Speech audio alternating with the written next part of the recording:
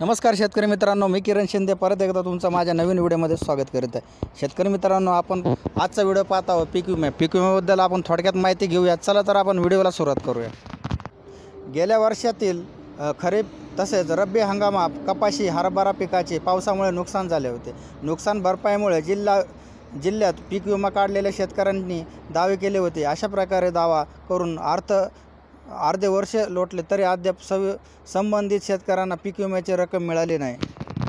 त्यामुळे दावा केलेल्या शेतकऱ्यांच्या तात्काळ नुकसान भरपाईची रक्कम देण्यात यावी, अन्यथा आंदोलन करून असा इशारा शिवसेनेच्या वतीने देण्यात आला होता। जिल्हाध्यक्ष कृषी अधिकारी शंकर किरवे यांना दिलेले निवेदन देण्यात आले होते। शिवसेना प्रमुख तथा जिल्हा परिषद सदस्य गोपाल दातकर, संजय इत्यादी व शेतकरी उपजिल्हा प्रमुख गोपाळ विखे उपस्थित होते।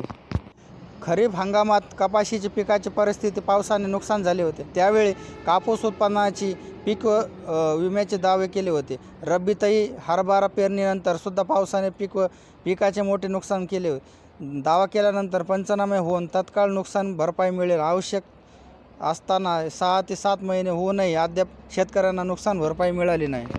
लवकरच पुढील खरीप हंगाम सुरू होणार असून शेतकऱ्यांना शेतीची मशागत, बियाणे, खताची खरेदी करणे आवश्यक असल्याने पीक नुकसानीची रक्कम तात्काळ शेतकऱ्यांना देण्यात यावी, अन्यथा जिल्हा शिवसेनेच्या वतीने आंदोलन करण्यात येईल असा इशारा देण्यात आला होता।